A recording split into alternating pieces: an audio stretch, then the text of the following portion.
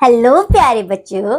तो बच्चों, आज हम पढ़ने वाले हैं घर के बारे में। और जब बात आती है घर की तो मुझे तो याद आता है सिर्फ और सिर्फ सुकून।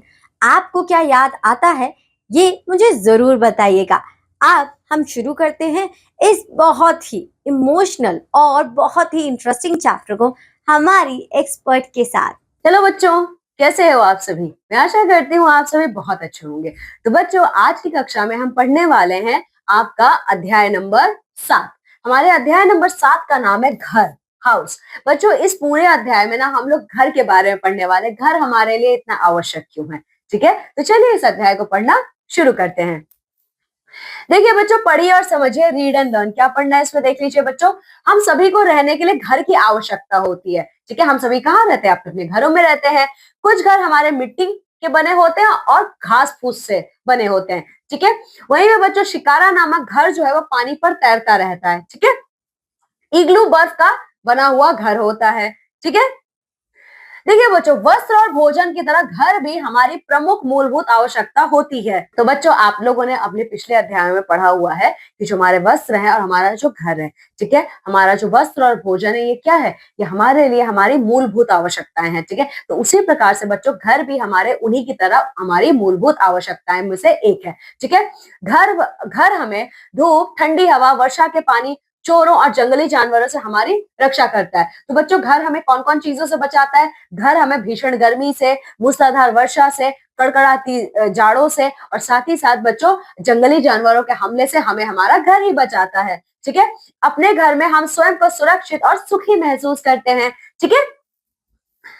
आगे देखिए, घर अनेक प्रकार के होते हैं। तो बच्चों, आप लोग अगर देखोगे ना तो घर कई तरीके के होते हैं, ठीक है। तो कुछ घर हमारे बहुत बड़े होते हैं तो कुछ घर छोटे होते हैं, ठीक है। तो आप लोगों ने देखा ना, कुछ घर कितने बड़े बड़े होते हैं और कुछ घर कितने छोटे छोटे होते हैं। कुछ घर ईंटों और सीमेंट के बने होते हैं। बच्चों, कुछ घर ना हमारे ईंट और सीमेंट का मिश्रण होता है, ठीक है। यह पक्के घर कहलाते हैं। तो बच्चों, जो ये घर हमारे ईंट और सीमेंट के बने होते हैं ना, उनको हम पक्के घर कहते हैं, ठीक है। ये घर मजबूत होते हैं। इनमें शयन कक्ष, बैठक, अध्ययन कक्ष, अतिथि कक्ष, स्नान घर, रसोई घर आदि कक्ष होते हैं। तो बच्चों, ये जो पक्के घर होते हैं बहुत ही ज्यादा मजबूत घर होते हैं। इसमें हमारे कई सारे कक्ष होते हैं, ठीक है। जैसे हमारा शयन कक्ष होता है, हमारा बैठक होता है, हमारा अध्ययन कक्ष होता है, हमारे अतिथि कक्ष होते हैं, स्नान घर होता है, रसोई घर होता है, इत्यादि, ठीक है। तो बच्चों, यहाँ पे ये कुछ चित्र दिए हैं। ये देखिए, ये हमारा घर है, ये हमारा स्नान घर और ये हमारा शयन कक्ष है, ठीक है। तो चलिए बच्चों, अब देखते हैं। अब पक्के घर तो हमने देख लिए। वहीं पे बच्चों, हमारे जो कुछ घर होते हैं ना, वो हमारे घर घास फूस, मिट्टी और घास फूस के बने होते हैं। ये कच्चे घर कहलाते हैं, ठीक है। तो वहीं पे बच्चों, हमारे कुछ घर ऐसे होते हैं जो मिट्टी और घास फूस के बने होते हैं, जिनको हम कच्चे घर कहते हैं, ठीक है। कुछ घर बांस और छप्पर के बने होते हैं, इन्हें झोपड़ी कहते हैं। तो वहीं पे बच्चों, कुछ घर ऐसे होते हैं जो बांस के और छप्पर के बने होते हैं, जिनको हम लोग झोपड़ी कहते हैं। यह अस्थायी घर होते हैं क्योंकि ये घर कमजोर होते हैं। यह घर छोटे गांव में पाए जाते हैं। और बच्चों, जो ये झोपड़ी होती है ना, ये आपका अस्थायी घर है, स्थायी घर नहीं होते हैं। और ऐसे घर आपको ग्रामीण क्षेत्रों में देखने को मिलेंगे, ठीक है। कुछ लोग शिकारा में रहते हैं। शिकारा पानी पर तैरता है। शिकारा पर्यटकों को आकर्षित करता है। तो वहीं में बच्चों, कुछ लोग शिकारा हाउसेस में भी रहना पसंद करते हैं, ठीक है। ये ना नाव के ऊपर होता है और ये पानी में तैरता रहता है, ठीक है। तो ये देखिए, पक्का घर का चित्र है, ये कच्चे घर का चित्र है और ये शिकारा का चित्र है, ठीक है। चलिए, वहीं पे बच्चों देखिए, हमारे कुछ घर ऐसे होते हैं जो पहियों पे बने होते हैं, ठीक है। हमारे कुछ घर जो है ना बच्चों, वो पहियों पे बने होते हैं। यह घर कारवां कहलाते हैं। तो जो घर बच्चों हमारे पहिए पे बने होते हैं उनको हम कारवां कहते हैं, ठीक है। इन घरों में बंजारों द्वारा प्रयोग किया जाता है। ये गतिशील चलायमान घर होते हैं। तो बच्चों, ये जो आपके कारवां होते हैं ना, ये बंजारे लोग इस्तेमाल करते हैं। ऐसे बंजारे कौन होते हैं बच्चों? बंजारे वो होते हैं जो एक जगह पे टिक के रहना पसंद नहीं करते, ठीक है। वो हमेशा घूमते रहते हैं, ठीक है बच्चों।